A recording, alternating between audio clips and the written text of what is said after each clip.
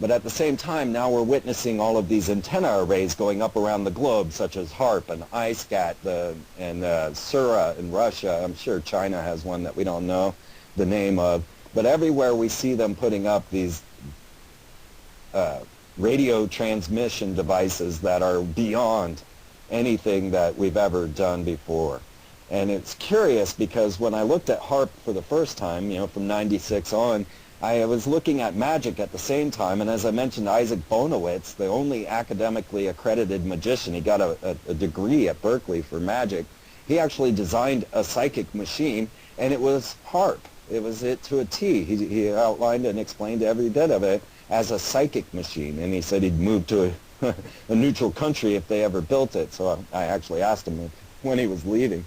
But at the same time, they are building what is known as a deep wave guide antenna array in Australia right now. NASA is putting up there. Boeing already has their large VLF array, which seems to be causing all these strange anomalies over Australia and even earthquakes.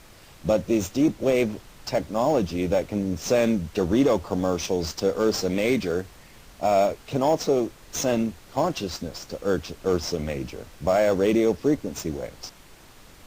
Now we see a lot of these deep wave guide space antennas going up. They're transmitting Dorito commercials to Ursa Major. This is a key ingredient to their possible escape. They're also launching robots up to the ISIS with the R2 or Robonaut 2.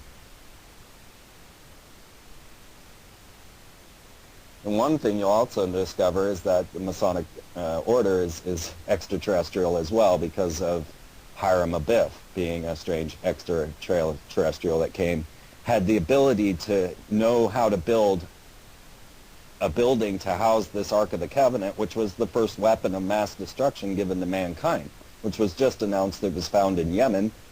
And of course, this is the third time they've announced it, but that they found it. But you know, now we've got this magnetic anomaly in Yemen, and all of the ports and everyone coming down there. NATO, Japan, Germany, America, all coming to the Gulf of Eden, which is where Cain is buried, which is connected to the Masonic ritual.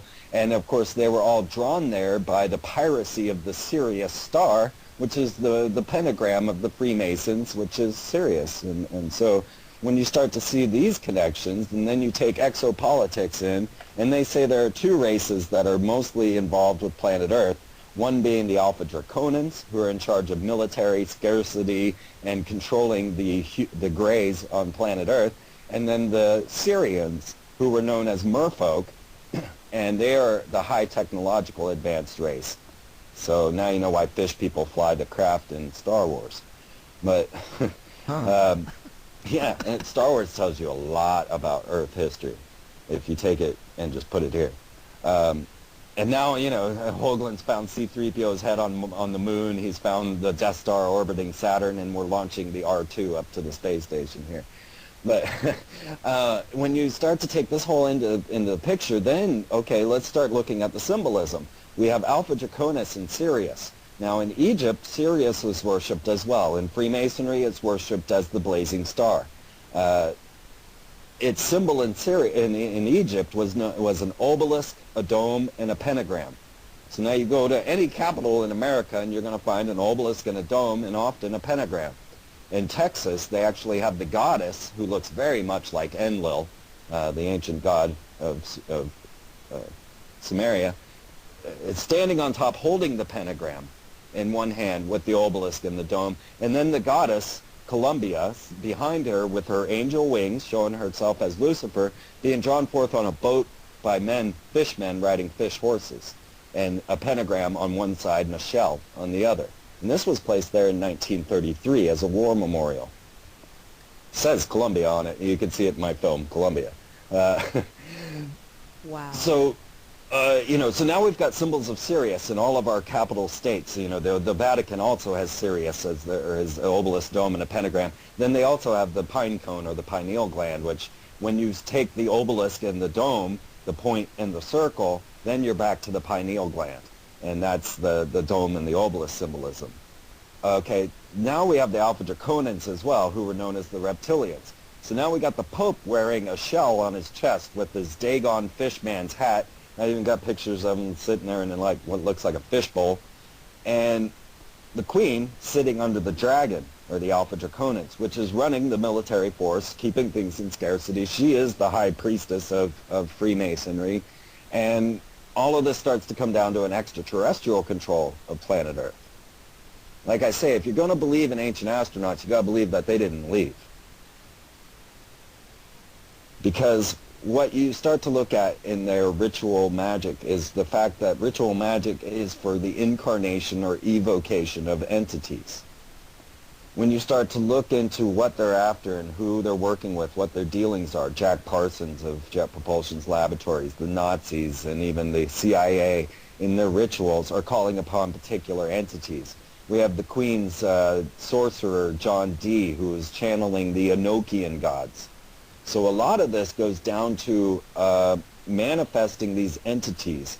And what I've discovered recently through the Stargate conspiracy, Picknett and Prince, which I can't believe I never read, is this, the 9, the Egyptian gods, the Ennead. Now there are the 8 and the 9. And curiously enough, the 8, the Ogdoad, or Ogdoad, are a reptilian and amphibian couples. So it's 4 sets of couples of a reptilian and amphibians. And that's what we're dealing with here again. You know, the story runs consistent. One thing that we have been led to believe is that life is a system. We've been led to believe that we have to earn money to get where we're going. We have to study hard. We got to move from a linear perspective. But we know that all genius comes from lateral thinking, that it comes from thinking outside of the box and going in a totally different direction. Well, what we're all starting to discover, and really it came mostly to light through the work of James Redfield, although I'm sure it was around before then, but his whole idea of the 10 insights to synchronicity really struck home with me. Because as David Icke says, and as I often say, I didn't go looking for any of this information. It came and found me.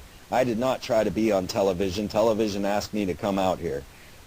You know, the universe is actually miraculous. Now, the magicians are well aware of this concept, and so that's why they encode their warfare with the Shekinah, and that is the Holy Spirit, the divine force that all of us can have access to. And what they want you to do is they want to train you in the acts of sorcery.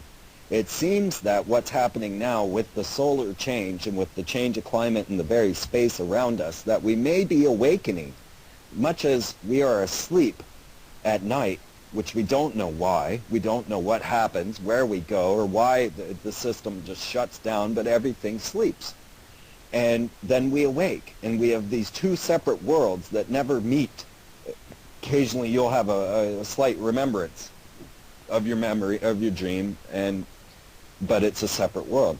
So in the same way, as we come to this new aeon, this new awakening, the second sun, the sun behind the sun, then perhaps our genetics are also to wake up, and they are aware of this. So what they want to do now is condition us to sorcery, to self-indulgent magic. And this is the purpose behind Harry Potter. This is why it's produced by scholasticism and put into your schools, as Star Wars was produced by scholasticism and put into my schools. The same idea, the force, the ability to be able to manipulate reality by your sheer will. This is the way they want you to manipulate and be sorcerers of your own. What the true essence, though, that we've learned, that I learned through many years of traveling, is that the universe is divine and has a much better plan than you could ever think of yourself. So if you were to release yourself to synchromysticism and allow the universe to unfold before you, instead of being the sorcerer and commanding what the universe is going to give you,